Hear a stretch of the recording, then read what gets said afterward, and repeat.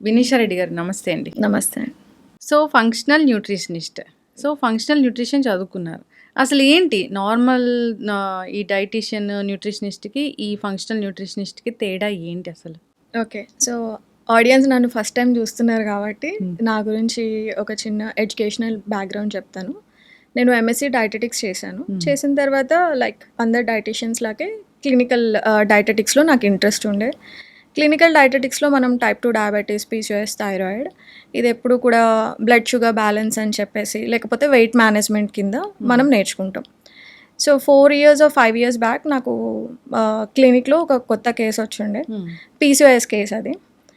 PCOS కేస్‌ని మేము ఎంత heal చేస్తున్నా ఆమె కాన్స్టెంట్‌గా ఒక కంప్లైంట్ ఇచ్చేది. కడుపులో నొప్పి. చాలా కాన్స్టెంట్ కంప్లైంట్. ఏది చేసినా, ఎంత చేసినా మాకున్న నాలెడ్జ్‌లో అది తగ్గేది కాదు. డాక్టర్స్ ఎవరు కూడా ఐడెంటిఫై చేయలే. సో వన్ ఫైన్ డే ఒక గ్యాస్ట్రోఎంట్రాలజిస్ట్ ఆమెని ఐడెంటిఫై చేశారు. ఇట్స్ అన్ ఐబిఎస్ కేస్ అని. సో నాకు అప్పుడు చాలా ఇంట్రెస్ట్ కలిసింది. ఇరిటబుల్ బౌల్ సిండ్రోమ్ గురించి మేము క్లినికల్గా చదువుకున్నప్పుడు ఎక్కడా రాలేదు. వచ్చింది హాస్పిటల్స్లో వర్క్ చేసినప్పుడు only instruction is gluten free follow అవ్వండి, డైరీ ఫ్రీ ఫాలో అవ్వండి అని ఇరిటబుల్ బౌల్ సిండ్రోమ్కి వచ్చేది. సో ఆమెకు అది పెట్టాం, గ్లూటెన్ ఫ్రీ పెట్టాము, డైరీ ఫ్రీ పెట్టాము, బట్ స్టిల్ ఆ కేసు అసలు సాల్వ్ అవ్వట్లేదు. సో దెన్ ఐ థాట్ ఇది డాక్టర్తో మేము ఇంకా ఎక్కువ మాట్లాడుతూ తెలుసుకున్నప్పుడు ఇది life style management, diet management, దీనికి ఏం మెడికేషన్ లేదు అని చెప్పారు. సో మెడికేషన్ లేనప్పుడు ఇది డిసీజ్ కాదు, ఇది ఒక డిజార్డర్. ఎక్కడి నుంచి వస్తుంది, ఎందుకు ఇంత క్రానిక్ సఫరింగ్ ఉంది దీంట్లో, ఇది లైఫ్ స్టైల్ని ఎందుకు డిస్టర్బ్ చేస్తుంది అన్న ఒక ఇంట్రెస్ట్ నాకు క్రియేట్ అయింది. అక్కడ నుంచి I did my own research and ఇది మన ఐబిఎస్, ఐబిడి మన ఏషియన్ పాపులేషన్లో ఎస్పెషల్లీ లైక్ ఇండియన్ పాపులేషన్లో చాలా తక్కువగా కనిపించేది ఒక 4-5 ఇయర్స్ బ్యాక్ అనమాట. సో అప్పుడు అంత అవగాహన లేకుండే. సో నేను వెస్ట్రన్ డాక్టర్స్ ఇన్స్టాగ్రామ్ ప్రొఫైల్ కానివ్వండి, ఇంకా గూగుల్ రీసెర్చ్ చేసినప్పుడు I came to know there is something called as irritable bowel syndrome manage చేసుకోవడానికి ఒక కోర్స్ ఉంది. ఇది ఫంక్షనల్ న్యూట్రిషన్ అని ఒక సబ్జెక్ట్ ఉంది. అది నేర్చుకుంటే కన్వెన్షనల్గా ఏదైతే ట్రీట్ చేయలేకపోతున్నారో ఫంక్షనల్ న్యూట్రిషన్లో దానికి ఆన్సర్ ఉంది అని నాకు అర్థమైంది. సో అప్పుడు నేను మొనాష్ యూనివర్సిటీ దాంట్లో ఐబిఎస్ కోర్స్ ఉంటే అది జాయిన్ అయ్యాను. అది జాయిన్ అయిన తర్వాత దాంట్లో మేజర్గా డైట్ గురించి డిఫరెన్షియల్ డయాగ్నోసిస్ అంటాం. అంటే ఐబిఎస్ అయినా లేదా ఇంకేదైనా ఆర్గానిక్ డిసీజెస్ ఉన్నాయా, వీటికి ఏం టెస్ట్ చేసుకోవాలి, బ్లడ్ టెస్ట్ దగ్గర నుంచి మొత్తం డీటెయిల్డ్గా చాలా మంచిగా కోర్స్ ఉంది. సో ఐబిఎస్ కోర్స్ చేశాను. తర్వాత జర్నీలో నాకు అర్థమైంది ఏంటంటే ఇది డైట్, లైఫ్ స్టైలే కాకుండా దీంట్లో ఇన్ఫెక్షన్స్ చాలా మేజర్ రోల్ ప్లే చేస్తాయి. మన గట్లో జరిగే డిస్బయోసిస్ అంటే మీ ఓన్ గట్ మైక్రోబయోమే మిమ్మల్ని ఇన్ఫెక్టివ్గా మారుస్తుంది. లేకపోతే బయట నుంచి ఏదైనా ఫుడ్ ఇన్ఫెక్షన్ వచ్చినప్పుడు కూడా అది క్రానిక్గా మీ గట్లో నిల్చుండిపోతుంది అని నాకు అర్థమైంది. ఓకే, అది హీల్ చేయనంత వరకు ఈ ఐబిఎస్ హీల్ అవ్వదు అని అర్థమైంది. So then I started doing like small intestinal bacterial overgrowth, SIBO doctor అని వెస్ట్రన్ డాక్టర్ నిరోలా ఉన్నారు, ఆస్ట్రేలియన్ డాక్టర్ అనమాట. She been doing IBS and ఈ కేసెస్ లాస్ట్ 20 years నుంచి చేస్తున్నారు ఆమె ప్రాక్టీషనర్.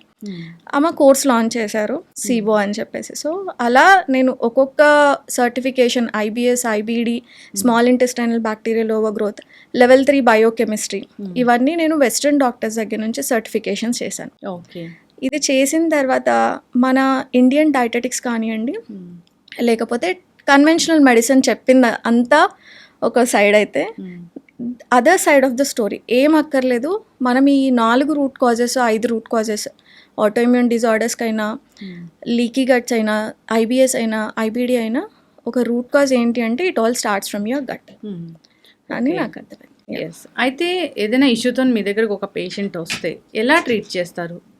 సో ఇది సబ్జెక్టివ్. అంటే మీకు అసలు ఏ ఇష్యూ ఉన్నది, ఇప్పుడు థైరాయిడ్ లేకపోతే టైప్ 2 డయాబెటీసా, వీటన్నిటికీ రూట్ కాజ్ డిఫరెంట్గా ఉంటాయి. ఒక్కొక్క డిసార్డర్కి ఒక్కొక్క రూట్ కాజ్ ఉంటుంది. దాన్ని మనం ఐడెంటిఫై చేసుకుంటాం. సే నేను ఒక ఎగ్జాంపుల్ చెప్తాను మీకు. ఎవరికైనా హైపోథైరాయిడిజం ఉందనుకోండి, ఆమె ఎంత ట్రై చేసినా వెయిట్ లాస్ అవ్వట్లేదు, ఒక 100 kgsకి వెళ్ళిపోయారు అనుకున్నాం. సో ఇలాంటి వాళ్ళల్లో ఏంటి అంటే ఫస్ట్ అసలు థైరాయిడ్ డయాగ్నోసిస్ కరెక్ట్గా చేశారా లేదా అనేది మనం అర్థం చేసుకుంటాం. అంటే మీరు ఒక యాన్యువల్ బ్లడ్ చెకప్కి వెళ్ళినప్పుడు, లేకపోతే మీరు డాక్టర్ దగ్గరికి వెళ్ళినప్పుడు TSH, T3, T4 చూస్తారు. వీటిలో TSH హై ఉందా, T3 ఎలా ఉంది, T4 ఎలా ఉంది అని చెప్పి చూసుకొని దాని ప్రకారం మీకు హైపోథైరాయిడిజం ఉందా, హైపర్ థైరాయిడిజం ఉందా అని చెప్తారు. ఇది కన్వెన్షనల్ మెడిసిన్. దీంట్లో మీకు థైరాయిడ్ లెవెల్స్ని బట్టి మెడికేషన్ ఇస్తారు. ఇప్పుడు మేము ఎలా ఆలోచిస్తాము, ఇప్పుడు ఈ థైరాయిడ్ గ్లాండ్ ఉంది, ఇది 2 హార్మోన్స్ని ప్రొడ్యూస్ చేస్తుంది, T4 T3 అంటాం.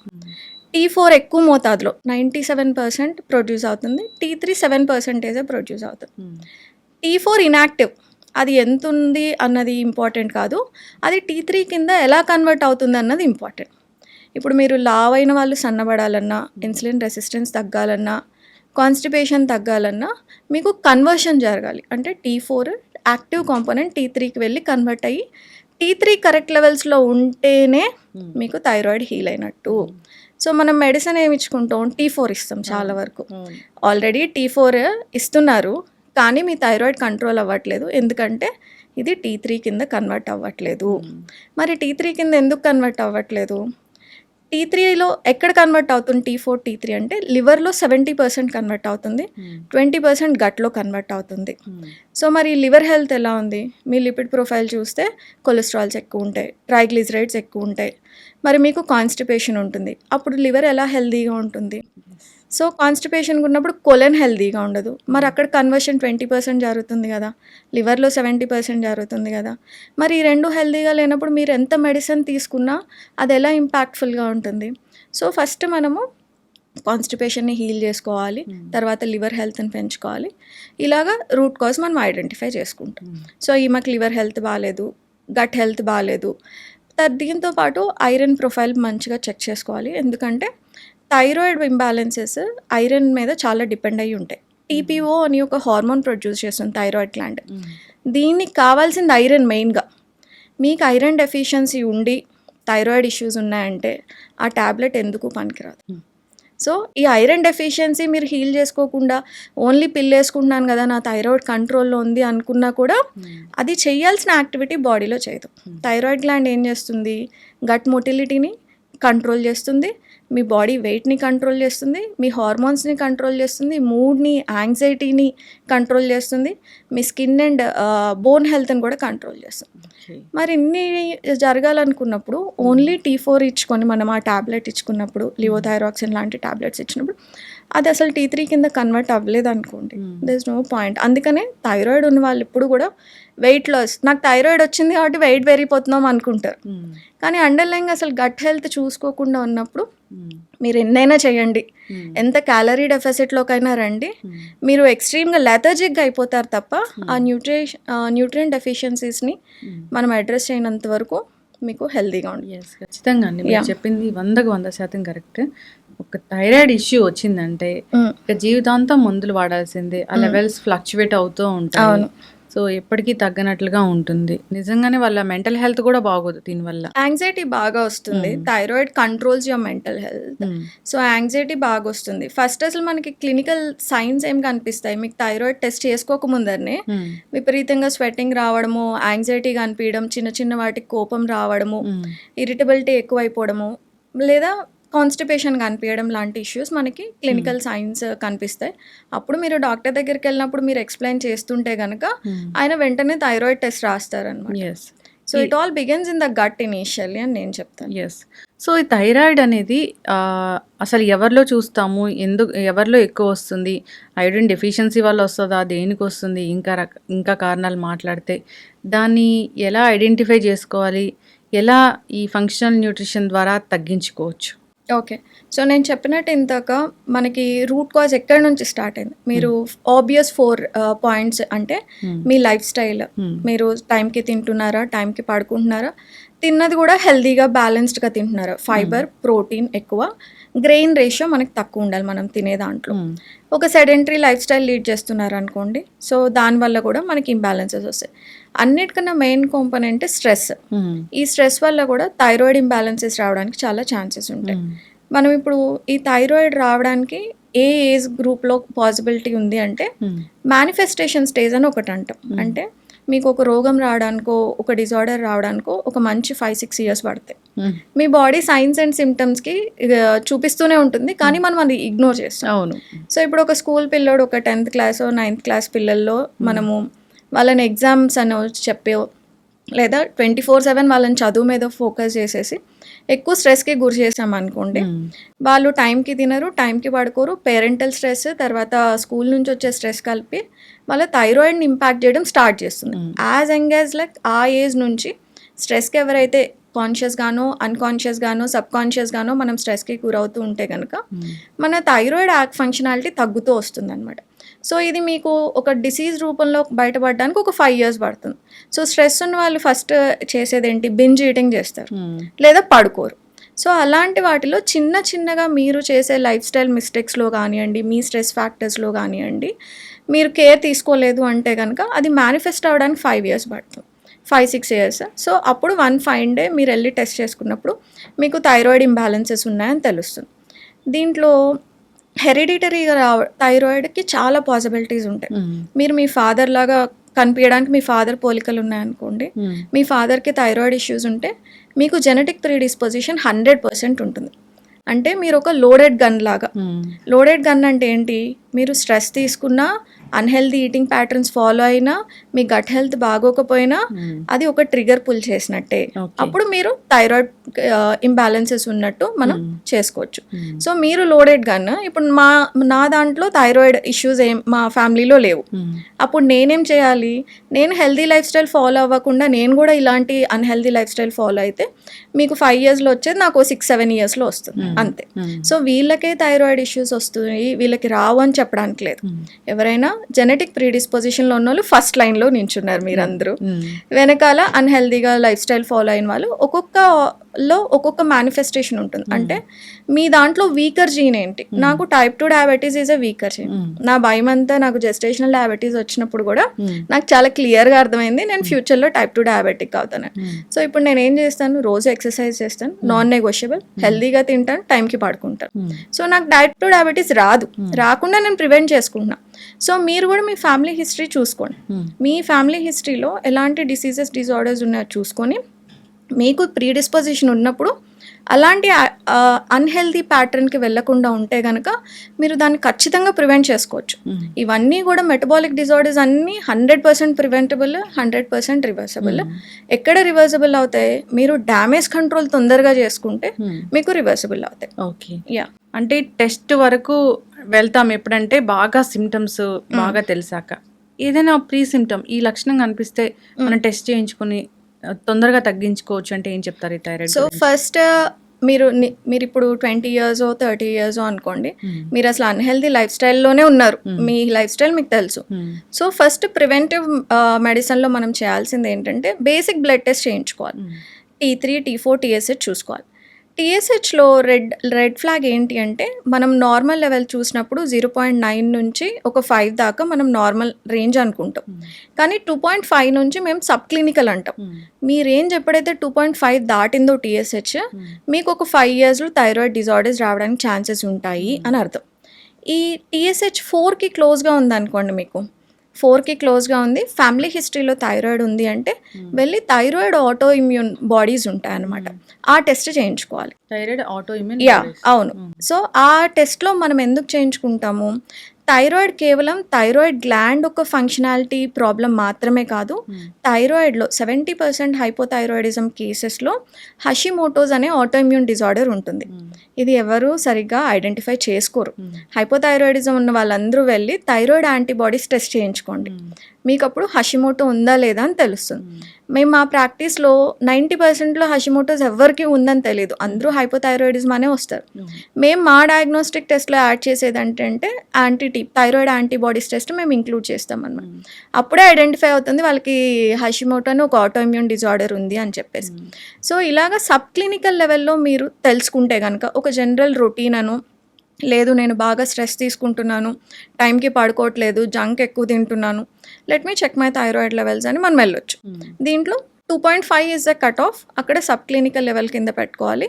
2.5 కన్నా ఎక్కువ ఉందంటే లేదా ఫ్యామిలీ హిస్టరీలో ఉంది అనుకున్నా కూడా మనం థైరాయిడ్ యాంటీబాడీస్ చెక్ చేసుకొని రూల్ అవుట్ చేసుకోవాలి. ఫస్ట్ మనకు వచ్చే పాసిబిలిటీ ఉందా లేదా అని రూల్ అవుట్ చేసుకోవాలి. ఓకే, సో వచ్చే అవకాశం ఉంది, కొంచెం బోర్డర్ లైన్లో ఉంది, సో ప్రీ థైరాయిడ్ కండిషన్ అంటారా? అవును. అదేదో అవును. వచ్చేలా ఉంది యాహ్! యాహ్! యాహ్! అన్నప్పుడు ఏం చేస్తాము? సో, ఇక్కడ నేను ఇందాక చెప్పినట్టు T4 నుంచి T3కి కన్వర్ట్ అయితేనే మీకు యాక్టివ్ థైరాయిడ్ గ్లాండ్ ఫంక్షనాలిటీ మీ బాడీ తీసుకుంటుంది.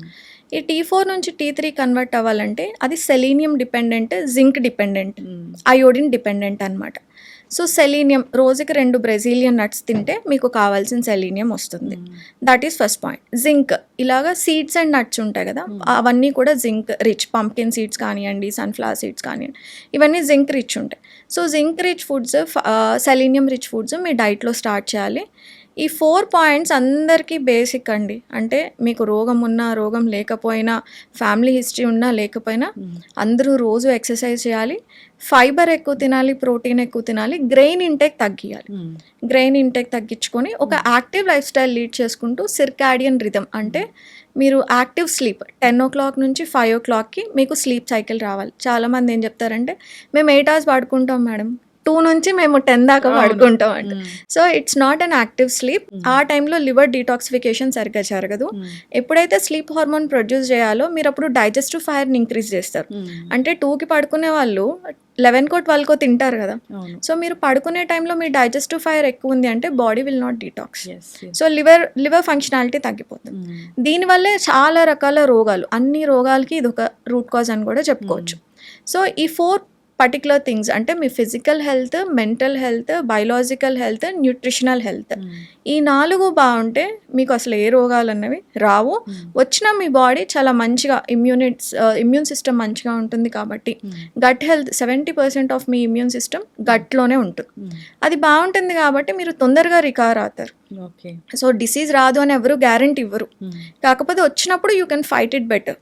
ఓకే, అంటే మీ దగ్గరికి థైరాయిడ్ పేషెంట్స్ వస్తారు, వచ్చినప్పుడు సో వాళ్ళకి మామూలుగా ఇంగ్లీష్ మెడిసిన్ రాసినట్లుగా థైరాయిడ్కి సంబంధించిన ట్యాబ్లెట్స్ రాస్తారా, లేదంటే ఈ విటమిన్స్ ఇలాంటి సప్లిమెంట్స్తోనే తగ్గిస్తారా, అంటే ఏంటి? థైరాయిడ్ మెడికేషన్ మానేయాలా వద్దా, రెమిషన్లో ఉందా, రివర్సబుల్లా, మనం మానేయాలా లేదా అన్నది మల్టిపుల్ ఫ్యాక్టర్స్ మీద డిపెండ్ అయి ఉంటుంది. ఫస్ట్ టైం మా దగ్గరికి వచ్చేసారు కదా అని మేము థైరాయిడ్ మెడికేషన్ తీసేసాం. సో మనం సిస్టమాటిక్గా నేను ఇంతకు ఎగ్జాంపుల్ ఇచ్చినట్టు మాకు ఒక 100 kgs పేషెంట్ ఉన్నారు, ఆమెకు థైరాయిడ్ ఇష్యూస్ బాగుంది. థైరాయిడ్లో ఏంటంటే చిన్నప్పటి నుంచి కాన్స్టిపేషన్ ఉన్న వాళ్ళు ఉంటారు. ఈ కాన్స్టిపేషన్ ఉన్నప్పుడు ఇంతకు మనం మాట్లాడుకున్నాం చూడండి, 20% of T4 to T3 conversion లివర్లో జరుగుతుంది, గట్లో జరుగుతుంది, మిగతా 70% మనకి లివర్లో జరుగుతుంది. మరి ఆమె అంతా అన్హెల్దీ గట్ ఉండి, అన్హెల్దీ వెయిట్లో ఉండి, ఆమె స్ట్రెస్ లెవెల్స్ పీక్ చాలా ఎక్కువగా ఉంటాయి. మేము ఈ స్ట్రెస్ లెవెల్స్కి సంబంధించిన క్వశ్చన్స్ కూడా అడుగుతాం అన్నమాట. వాటి అన్నిట్లో తనకి 5 on 5 స్కోర్, హైయెస్ట్ స్ట్రెస్ లెవెల్స్లో ఉన్నప్పుడు మనం మెడికేషన్ వీన్ ఆఫ్ చేయొద్దు. దీనికి కావాల్సిన కన్వర్టింగ్ న్యూట్రియంట్స్ ఏవైతే ఉంటాయో ఫస్ట్ గట్ హెల్త్ ఇంప్రూవ్ చేసుకోవాలి. మనం ఎంత న్యూట్రియంట్ సప్లిమెంట్స్ ఇచ్చినా ఇంజెషన్ అంటే మనం తినడం, డైజెషన్, అది మీ పొట్టలో స్టమక్ యాసిడ్స్ కరెక్ట్గా ఉంటేనే అది డీబాండ్ అయ్యి డైజెస్ట్ అవుతుంది. డైజెస్ట్ అయింది ఎసిమిలేట్ అవ్వాలి, ఆర్గాన్స్కి, బ్లడ్కి అందాలి. ఎసిమిలేట్ అయిన తర్వాతనే cellular level of nutrition improve అవుతుంది. మరి ఈ 4 ప్రాసెస్లు జరగాలంటే వెంటనే జరిగిపోదు కదా. ఇన్ని ఇయర్స్ ఆఫ్ అబ్యూజ్ ఉంది బాడీకి. అబ్యూజ్ అంటే మీరు టైంకి తినరు, పడుకోరు, న్యూట్రిషన్ లేదు, చాలా డిప్లీషన్స్ ఉన్నాయి.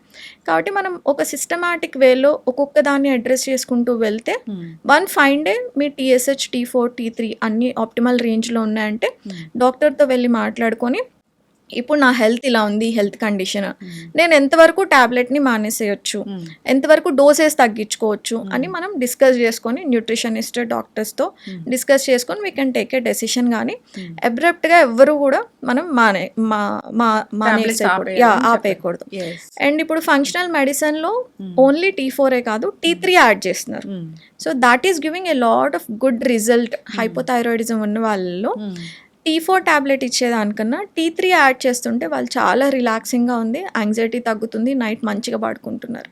సో ఇప్పుడు మనకి అట్లీస్ట్ లైక్ సౌత్ ఇండియన్ స్టేట్స్లో ఫంక్షనల్ న్యూట్రిషన్ అంటే ఎవరికి తెలియదు, ఫంక్షనల్ మెడిసిన్ న్యూట్రిషన్ మీద అంత అవగాహన లేదు. ఇప్పుడు నేను ఇవన్నీ చెప్పినా కూడా చాలామందికి కొత్తగానే అనిపిస్తుంది, కానీ వెస్టర్న్ స్టేట్స్లో ఇది చాలా పాపులర్ అప్రోచ్ అనమాట. ఒక డిసీజ్ అక్కడెక్కడ కూడా వెళ్ళంగానే యాంటాసిడ్స్ రాసేయడం, యాంటీబయాటిక్స్ రాసేయడం లాంటివి ఉండవు. చాలా డిఫికల్ట్ వాళ్ళకి ఒక ప్రిస్క్రిప్షన్ రావడమే. మీరు వెళ్ళండి, ఫుడ్ మార్చుకోండి, లైఫ్ స్టైల్ మార్చుకోండి అని చెప్తూ ఉంటారు తప్ప తొందరగా మెడికేషన్స్కి ఎవరు వెళ్ళరనమాట. సో అక్కడున్న అప్రోచ్ వాళ్ళ రీసెర్చ్ ప్రకారం, ఎందుకంటే వాళ్ళకి గట్ ఇష్యూస్ చాలా పెరిగిపోతూ ఉంటాయి because of ultra processed foods. So అక్కడ డాక్టర్స్ అందరూ కూడా ఫంక్షనల్ న్యూట్రిషన్, ఫంక్షనల్ మెడిసిన్ అప్రోచ్ని చాలా క్లోజ్గా ఫాలో అవుతారు. ఆ ఆడియన్స్ అందరికీ, అక్కడున్న పాపులేషన్ వాళ్ళందరికీ ఐడియా ఉంది. మనం కొత్తగా అడాప్ట్ చేసుకుంటున్నాం. Maybe down the lane I'm hoping ఒక 4 years అయితే ఇది ఒక కామన్ ప్రాక్టీస్ అవుతుంది, ఎక్కువ మంది దీని గురించి చదువుకొని ప్రాక్టీస్ చేస్తారు అని ఐ ఆల్సో విష్. ఎస్, అంటే ఇక్కడ ఏం చేస్తారంటే మీ దగ్గరికి ఒక పేషెంట్ వస్తే రూట్ కాజ్ ఏంటనేది ఐడెంటిఫై చేస్తాం, తెలుసుకొని అక్కడ ఏ డెఫిషియన్సీ వచ్చింది, దాన్ని ఎలా కరెక్ట్ చేయాలి, కరెక్ట్ చేశాక దాని మందుల్ని ఎలా ఆపేయాలి. సిమ్టమాటిక్ ట్రీట్మెంట్ అన్నది చాలా రాంగ్ అప్రోచ్ అనేది నా ఉద్దేశం. అంటే మీకు థైరాయిడ్ డిజార్డర్ ఉన్నప్పుడు థైరాయిడ్ రిసెప్టార్స్ లివర్లో కూడా ఉంటాయి. అప్పుడు ఏం చేస్తాయి, ఎల్డిఎల్ బ్యాడ్ కొలెస్ట్రాల్ని పెంచేస్తాయి. మీరు తినండి తినకపోయండి మీ ఎల్డిఎల్ షూట్ అవుతూ ఉంటుంది. సో అప్పుడు ఏం చేస్తారు, మీ రిపోర్ట్ పట్టుకొని వెళ్ళినప్పుడు థైరాయిడ్ డిజార్డర్స్ ఉంటాయి, మీకు మీ లిపిడ్ ప్రొఫైల్ అబ్నార్మల్గా ఉంటుంది, మీకు పీసీఎస్ వస్తుంది, హార్మోనల్ ఇంబ్యాలెన్స్ వస్తాయి, మీరు ప్రీ డయాబెటిక్ రేంజ్లో ఉంటారు. సో మీకు ఇప్పుడు లిపిడ్ ప్రొఫైల్ ఎక్కువైంది కాబట్టి మీరు కార్డియాలజిస్ట్ దగ్గరికి వెళ్ళండి అని చెప్తారు. మీకు పీసీఎస్ వచ్చింది కాబట్టి గైనకాలజిస్ట్ దగ్గరికి వెళ్ళండి అంటారు. మీకు థైరాయిడ్ ఇష్యూస్ వచ్చినాయి కాబట్టి ఎండోక్రైనాలజిస్ట్ దగ్గరికి వెళ్ళండి అంటారు. ఇది చాలా రాంగ్ అప్రోచ్. ఎందుకంటే ఒక రూట్ కాజ్ ఎక్కడి నుంచి ఇది జనరేట్ అవుతుంది అన్నది మనం అర్థం చేసుకోకుండా బాడీలో ఫంక్షనాలిటీని ఒక్కొక్క బ్రాంచ్ కింద డివైడ్ చేసి మనం ఒక్కొక్క ట్యాబ్లెట్ ఇచ్చుకుంటూ వెళ్తే అదంతా ఎప్పుడు కోఆర్డినేట్ అవుతుంది, ఎప్పుడు ఇంటర్ట్వైన్ అవుతుంది, మీ మైండ్ ఎప్పుడు అర్థం చేసుకుంటుంది, మీ బ్రెయిన్ ఎప్పుడు ఆలోచిస్తుంది, ఇదంతా ఒకటే బాడీ, ఈ everything is inter connected. So నేను ఒక విషయాన్ని, ఆ రూట్ కాజ్ని అర్థం చేసుకుంటే నేను అన్నిటినీ హీల్ చేసుకోగలను. ఇది time taking, life style modify చేసుకునే ఒక ప్రాసెస్ అనమాట. దీంట్లో మనకి కరెక్ట్ అవగాహన ఉండాలి. అసలు న్యూట్రియంట్స్ ప్రతి ఎంజైమాటిక్ యాక్టివిటీకి, ప్రతి గ్లాండ్ ఫంక్షనాలిటీకి nutrient deficiencies are root cause. 80% of diseases will disappear if you identify your nutrition deficiency. ఇది నేను 100% చెప్తాను. డిప్రెషన్ ఉన్న వాళ్ళల్లో B12 ఎక్స్ట్రీమ్ డెఫిషియన్సీస్ ఉంటాయి, D3 ఎక్స్ట్రీమ్ డెఫిషియన్సీస్ ఉంటాయి, యాంగ్జైటీ విపరీతంగా కనిపిస్తుంది, రోజు లేసి మోటివేట్ అవ్వరు. ఇప్పుడు మీరు కాలేజ్ పిల్లల్లో చూస్తే జనరల్గా తిట్టించుకుంటూ ఉంటారు, లే పడుకో, ఎప్పుడు నీరసంగా కనిపిస్తావేంటి, కొద్దిగా యాక్టివ్గా ఉండు అని మనం నోట్తో చెప్తూ ఉంటాం. కానీ ఆమెకి ఏ న్యూట్రిషన్ డెఫిషియన్సీ ఉంది, B12 ఎంత లెవెల్స్లో ఉన్నాయి. సో 200 pg/ml మనం బ్లడ్ టెస్ట్ చేయించుకుంటే 200 నుంచి 900 దాకా నార్మల్ రేంజ్ అని ఇస్తారు. 200 ఉండగానే ఇంకెవరు పట్టించుకోరు, 200 ఉంది ఇది నార్మల్ అనుకుంటారు, చాలా సఫిషియెంట్ ఉంది. కానీ ఎప్పుడైనా న్యూట్రియంట్స్, వైటమిన్ అండ్ మినరల్స్ ఎప్పుడు కూడా ఆప్టిమల్ లెవెల్ చూసుకోవాలి. B12కి ఆప్టిమల్ లెవెల్ ఏంటి, 600 pg/ml. B12 ఆప్టిమల్గా ఉంటే ఏమవుతుంది, మీ థాట్ ప్రాసెసెస్ మంచిగా ఉంటాయి, కాగ్నిటివ్ ఎబిలిటీ బాగుంటుంది, నిద్ర పడుతుంది, అనీమియా రాదు. B12కి అనీమియా రాకుండా డెఫిషియన్సీ. మీ ఆర్బీసీ రోజు 1% ఆఫ్ ఆర్బీసీ, ఓల్డ్ ఆర్బీసీ చనిపోతూ ఉంటాయి బాడీలో. ఇవి కొత్త ఆర్బీసీ ప్రొడ్యూస్ కావాలంటే మనకి B12 కావాలి. మరి B12 డెఫిషియన్సీ ఉన్నప్పుడు మీకు ఆ కొత్త ఆర్బీసీ ప్రొడ్యూస్ అయినప్పుడు హీమోగ్లోబిన్ ఎక్కడి నుంచి వస్తుంది, ఐరన్ ఎక్కడి నుంచి అబ్జార్బ్ అవుతుంది. B12 డెఫిషియన్సీ ఉన్నప్పుడు మీరు ఎనీమిక్గా ఉంటారు. సో ఈ ఏజ్ పిల్లలు, కాలేజ్ వెళ్ళే పిల్లలు ఎక్కువ జంక్ ఈటింగ్ హ్యాబిట్స్ ఉంటాయి కాబట్టి వాళ్ళలో ఎక్కువ న్యూట్రియంట్ డెప్లీషన్ వల్ల వచ్చే laziness, fatigue, depression, anxiety, irritability. B12, D3, iron non నెగోషియబుల్గా మీకు ఆప్టిమల్ రేంజ్లో ఉండాలి. నార్మల్ రేంజ్ కానే కాదు, ఆప్టిమల్ రేంజ్. D3 ఎవరికైతే మెంటల్ హెల్త్ ఇష్యూస్ ఉంటాయో వాళ్ళకి 60 రేంజ్లో ఉండాలి. B12 ఎవరికైతే మెంటల్ హెల్త్ ఇష్యూస్, ఫెటీగ్ ఉంటుందో వాళ్ళకి 600 రేంజ్లో ఉండాలి. సో ఆప్టిమల్ డోసెస్ ఒకటేసారి 60 kIU ఇవ్వడం కన్నా, అంటే మీకు D3 డెఫిషియన్సీ ఉంటే ఒకటేసారి 60 kIU రాస్తారు మనకి. అది మెగ్నీషియం లేనిది అబ్జార్బ్ అవ్వనే అవ్వదు, బోన్లోకి వెళ్ళదు. 90% ఆఫ్ వరల్డ్ పాపులేషన్లో మెగ్నీషియం డెఫిషియన్సీ ఉంటుంది, అందుకే కాన్స్టిపేషన్ ఉంటుంది. మీరు ఎంత ఫైబర్ తినండి, ఎంత వాటర్ తాగండి, మీ కాన్స్టిపేషన్ రిజాల్వ్ అవ్వదు. ఎందుకు, కాన్స్టిపేషన్కి root cause thyroid, magnesium deficiencies. మరి ఈ రెండు అడ్రస్ అవునప్పుడు మీకు ఎలా కాన్స్టిపేషన్ హీల్ అవుతుంది? లీటర్ నీళ్ళు తాగుతారు, ఇంత ఫైబర్ తింటారు, కానీ మీకు కాన్స్టిపేషన్. సో ఒక్క మెగ్నీషియం సైట్రేట్ తీసుకోండి 500 mg, you'll have a easy motion, మంచిగా వెళ్ళిపోతుంది. సో ఇలాగా I strongly believe 80% of disorders అన్నిటికీ మందులు అక్కర్లేదు. You need vitamin and minerals. Yes. మంచి ఖచ్చితంగా అండి. హెల్ప్.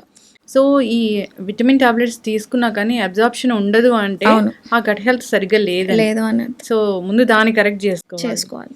మీరు చూస్తున్నారు గట్ హెల్త్ ఇష్యూస్ రావడానికి మెయిన్ కారణం ఈ జంక్ ఫుడ్, ఇంకా రకరకాల టాబ్లెట్స్ అనేవి మనం పిచ్చి పిచ్చిగా వాడడం వల్ల అంతేనా? అవును. అవును. సో, యాంటాసిడ్స్, యాంటీబయాటిక్స్ మనం చేసే తప్పేంటంటే యాసిడ్ రిఫ్లెక్స్ వచ్చిందనుకోండి, ఒక డాక్టర్‌ని కలుస్తాం. హ్మ్. కలిసి ఆయన ఒక 15 డేస్ కోర్స్ రాస్తే హ్మ్. ఆ 15 డేస్ మీరు యాంటాసిడ్స్ వేసుకుంటారు, యాంటీబయాటిక్స్ వేసుకుంటారు. కానీ మీరు చేస్తున్న మిస్టేక్ ఏంటి? డైట్ కరెక్ట్ చేసుకుంటారా? చేసుకోరు. టైంకి పడుకుంటారా? పడుకోరు. కాఫీ, టీలు విపరీతంగా తాగుతారు, ఆల్కహాల్ తాగుతారు, స్మోక్ తాగుతారు, టైంకి తినరు. మరి రూట్ కాజే మీ అన్‌హెల్తీ లైఫ్ స్టైల్ వల్ల, అన్‌హెల్తీ ఈటింగ్ ప్యాటర్న్ వల్ల వచ్చిన ఒక డిజార్డర్ యాసిడ్ రిఫ్లెక్స్. మరి దీనికి మందులు ఎలా ఫిక్స్ చేస్తాయి? మీకున్న స్టమక్ యాసిడ్ని తగ్గించడానికి యాంటాసిడ్స్ రాసిస్తారు. మీరు 15 డేస్ కోర్స్ ఆయన 15 డేస్ చెప్తే మనం నెలలు వాడేసుకుంటాం. అవును. మనంతటి మనం వాడుకుంటాం. అవును. ఎప్పుడు యాసిడ్ రిఫ్లెక్స్ వచ్చినా ఫార్మస్యూటికల్స్ ఫార్మసీకి వెళ్ళి మనంతటి మనం మందులు తెచ్చుకొని వాడుకుంటాం. లేదా ఈ డాక్టర్ మంచిగా చెప్పలేదని వేరే డాక్టర్ దగ్గరికి వెళ్తాం. ఆయన కూడా యాంటాసిడ్, యాంటీబయాటిక్కే రాస్తారు. ఇలా మీరు ఎంతమంది డాక్టర్స్ దగ్గరికి వెళ్ళి ఎన్ని సంవత్సరాలు యాంటాసిడ్స్, యాంటీబయాటిక్స్ వాడుతున్నా సరే మీకు అది తగ్గదు. మరి ఇదేం చేస్తుంది? లైఫ్ స్టైల్ని కరెక్ట్ చేసుకోండి, డైట్ని కరెక్ట్ చేసుకొని, స్లీప్ సైకిల్ని కరెక్ట్ చేసుకొని, ట్రిగరింగ్ ఫుడ్స్ నేను ఇంతకు చెప్పిన లిస్ట్లో నుంచి మీకు ఏదైనా ట్రిగరింగ్ ఫుడ్ ఉంటే అవన్నీ మానేస్తే మీకు మంచిగా హీల్ అవుతుంది. ఇలా కాకుండా దీర్ఘకాలికంగా ఒక 3 మంత్స్ నుంచి మాకు వచ్చే పేషెంట్స్ అయితే గత 20 సంవత్సరాల నుంచి యాంటాసిడ్స్ వాడిన వాళ్ళు కూడా ఐఎమ్ లైక్ సో సర్ప్రైజ్డ్. వాళ్ళ బ్లడ్ వర్క్ చూస్తే ఐరన్ డెఫిషియన్సీ, కంప్లీట్గా ఐరన్ డెఫిషియన్సీ, కంప్లీట్గా B12. స్టమక్ యాసిడ్ సరిగ్గా లేకపోతే కనుక మీరు తిన్న ఫుడ్ నుంచి ఐరన్ డీబాండ్ అవ్వదు, B12 డీబాండ్ అవ్వదు. అది డీబాండ్ అవ్వనప్పుడు మీకు ఎక్కడి నుంచి న్యూట్రియంట్స్ వస్తాయి? దానివల్ల మీరు ఐరన్ డెఫిషియన్సీ, B12 డెఫిషియన్సీ, ఆడవాళ్ళలో అయితే తొందరగా పెరిమెనోపాజ్ వస్తుంది, తొందరగా కాళ్ళ నొప్పులు వస్తే మెనోపాజ్ వస్తుంది. స్టమక్ యాసిడ్ లేనిది ఏ న్యూట్రియంట్ కూడా మన బాడీలో అబ్జార్బ్ అవ్వదు. మరి యాంటాసిడ్స్ ఏంటి? స్టమక్ యాసిడ్ని తగ్గించే ఒక మందు. యాంటీబయాటిక్స్ ఏంటి? మీ గట్ మైక్రోబియంని చంపేసే ఒక మందు. ఇవన్నీ కూడా ఎమర్జెన్సీ మెడికేషన్స్, అంటే మీకు బాగా హెల్త్ కండిషన్ వర్సన్ అయినప్పుడు తీసుకోవాల్సిన మెడికేషన్స్. అక్కడ దాకా రాకుండా చేసుకునేది మీ చేతుల్లోనే ఉంది. సో మనం ఎమర్జెన్సీ మెడికేషన్ని డైలీ మెడికేషన్ చేస్తున్నాం. అలోపతి ఈజ్ ఎ బూన్ మనకి, అంటే అదొక వరం. ఎప్పుడు వరము? ఎమర్జెన్సీ టైంలో మీకు ఒక కాలో చెయ్యో ఎవరికో విరిగిపోయింది, వెళ్ళి హాస్పిటల్లో ఉన్నారు, అప్పుడు చేసుకోవాల్సిన అలోపతి ట్రీట్మెంట్ మనం చేసుకోవాలి. ఏమీ లేదు, తిని కూర్చొని తెచ్చుకునే రోగాలు అన్నమాట ఇవన్నీ. వీటికి మీరు మందుల సైకిల్లో పడిపోయారు అంటే you will never come out. ఒక యాంటాసిడే కదా వేసేసుకుందాం అనుకుంటారు, కానీ బాడీలో జరిగే ఏ న్యూట్రియంట్ అబ్జార్ప్షన్ కూడా మనకి సరిగ్గా జరగదు. దీనివల్లే 50 సంవత్సరాలకు రావాల్సిన మెనోపాజ్ ఆడవాళ్ళకి 45 సంవత్సరాలకు వస్తున్నాయి. బ్రిటిల్ బోన్స్ చాలా బాగా ఇప్పుడు ఎక్కువైన మాకు వచ్చే కంప్లైంట్స్ ఎక్కువగా చూసేది ఇరిటబుల్ బౌల్ సిండ్రోమ్, IBSతో ఎక్కువ మంది వస్తారు. వీళ్ళ హిస్టరీలో చూస్తే ఈ కాన్స్టిపేషన్ ఇష్యూస్, యాంటాసిడ్స్, వాళ్ళకి నచ్చినట్టు యాంటీబయాటిక్స్ డాక్టర్ రాస్తారో తెలీదు, వీళ్ళు వాడతారో తెలియదు, కానీ they been through very chronic medication. Yes correct అండి. అయితే వినీషా రెడ్డి గారు, సో జనరల్గా ఈ కొలెస్ట్రాల్, ఒబిసిటీ, థైరాయిడ్, డయాబెటీస్ ఇలాంటి లైఫ్ స్టైల్ డిజార్డర్స్కేనా, లేదంటే ఏ ఇష్యూ ఉన్నా మిమ్మల్ని కాంటాక్ట్ చేయొచ్చా? నేను specialised in IBS and IBD. IBD ఇంకా అందరికీ తెలియని ఒక డిసీజ్ అది. IBS ఒక డిజార్డర్. గ్యాస్ ఎక్కువగా పట్టేస్తూ ఉంటుంది మాకు, పొట్టలో అరిగినట్టు అనిపించదు, పొట్ట ఎప్పుడు కూడా ఒక బెలూన్ లాగా బ్లోటెడ్గా ఉంటుంది, ఫుడ్ ఇంటాలరెన్సెస్ మాకు చాలా ఎక్కువగా ఉంటాయి అని ఇలాంటి సిమ్టమ్స్తో బాధపడుతూ ఉంటారు. కడుపు నొప్పి అకేషనల్గా వస్తుంది, పోతూ ఉంటుంది, గ్యాస్ ఎక్కువ ఫామ్ అవుతూ ఉంటుంది, ఎక్కువ చిన్నపిల్ల తినే క్వాంటిటీ కూడా వాళ్ళు తినలేరు. సో ఇలాంటి సిమ్టమ్స్ ఉన్నప్పుడు వెంటనే ఎవరు డాక్టర్ దగ్గరికి వెళ్ళరు, వాళ్ళ డయాగ్నోసిస్ చేయించుకోరు. సో అన్డయాగ్నోస్డ్ IBSతో చాలా మంది సఫర్ అవుతున్నారు అని నాకు అర్థమైంది. ఏదో అప్పుడప్పుడు కనిపించేవే కదా అనుకుంటారు, కానీ 10 years నుంచి ఉన్నాయి మేడం అని చెప్తారు ఈ విషయాలన్నీ. మరి ఈ సిమ్టమ్స్ అన్నిటినీ కలిపి ఒక పేరు పెట్టాలంటే అది సిండ్రోమ్ అంటేనే కలెక్టివ్ సిమ్టమ్స్ అని అర్థం అనమాట. సో ఇరిటబుల్ బాల్ సిండ్రోమ్ ఉందని చాలా మందికి తెలియదు. So I'm specialised in IBS. కానీ ఐబిఎస్ వచ్చినప్పుడు ఏంటి, గట్లో అబ్జార్ప్షన్ ఉండదు, న్యూట్రిషన్ రిక్వైర్మెంట్ ఉండదు, కాబట్టి మీకు పీసీఓఎస్ రావచ్చు, థైరాయిడ్ రావచ్చు, డయాబెటీస్ రావచ్చు. సో గట్ హెల్త్ బాగున్నప్పుడు మీకు ఫస్ట్ ఐబిఎస్ ఎవరికి రాదు. ఇవన్నీ ఇంపాక్ట్ చేసుకుంటూ అబ్జార్ప్షన్ని ఇలాగ డిస్టర్బ్ చేసుకుంటూ, డైజెషన్ని డిస్టర్బ్ చేసుకుంటూ వస్తారు, కాబట్టి ఎవ్రీథింగ్ ఈజ్ ఇంటర్వైన్. ఎస్. సో ఈ డిసీజే అని కాదు, మీకు ఎప్పుడైతే సరే ఐబిఎస్ ఉన్నా, గట్ ఇష్యూస్ ఉన్నా, మెటబాలిక్ డిజార్డర్స్ ఉన్నా, functional nutrition is a very good approach అండి. మనము న్యూట్రియంట్ రెగ్యులర్గా కన్వెన్షనల్ న్యూట్రిషన్లో మేము చేసినప్పుడు కూడా D3 ఎండలో నించోండి, B12 నాన్ వెజ్ తినండి, ఇదే సజెషన్స్ ఇచ్చేదాన్ని నేను కూడా ఒక 4-5 years బ్యాక్. ఇదే సజెషన్స్ ఇచ్చేవాళ్ళం, ఒక మల్టీవైటమిన్ వేసుకోండి. కానీ దట్స్ ఆల్ రాంగ్ అప్రోచ్ అని ఇప్పుడు మల్టిపుల్ రీసెర్చెస్ ఉన్నాయి ఎందుకు సప్లిమెంట్ చేయాలి అన్నది. మల్టిపుల్ రీసెర్చెస్ ఉన్నాయి. ఇప్పుడు జనాలకి కూడా they are like little convinced. So నేను 22 years అప్పుడు డైటెక్స్ ఫినిష్ చేసినప్పుడు అందరికి ఇదే పొద్దున్నే ఎండలో నించొని D3 వచ్చేసేదని చెప్పేదాన్ని నేను కూడా. That's what my text book thought me actually. So అలాగే ఉండేది. కన్వెన్షనల్గా మెడిసిన్ అదే నమ్మేది, మనము అదే నమ్మే వాళ్ళము, జనాలు అదే నమ్మేవాళ్ళు. కానీ ఇప్పుడు ఇట్స్ చేంజింగ్. ఎండలో నించోగానే D3 ఎవరికి రాదు. లివర్ హెల్త్ బాగుంటేనే మీరు అబ్జర్వ్ చేసుకున్న ఏదైతే సన్ రేస్ నుంచి D3 కన్వర్ట్ అయ్యి యాక్టివ్ కాంపౌండ్ కింద మీ బాడీలో అబ్జార్బ్ అవ్వాలి అంటే అదొక పెద్ద పాత్వే అని చదివాకనే మనకు అర్థమవుతుంది. ఎస్, ఖచ్చితంగా అండి. సో లివర్ డీటాక్స్ గురించి నెక్స్ట్ ఎపిసోడ్లో మాట్లాడదాము. అసలు ఎందుకు చెడిపోతుంది, ఎలా డీటాక్స్ చేసుకోవాలనే దాని గురించి చాలా చక్కగా చెప్పారండి. ఫంక్షనల్ న్యూట్రిషన్ అని. సో ఇది చాలా అద్భుతాలే చేస్తుంది. సో అసలు రూట్ కాజ్ ఏంటో కనుక్కుంటారు, డెఫిషియన్సీని కరెక్ట్ చేస్తారు, దానివల్ల జబ్బులు అనేవి తగ్గిపోతాయి. చాలా చక్కటి ఇన్ఫర్మేషన్ అండి. ధన్యవాదాలు. Thank you so much.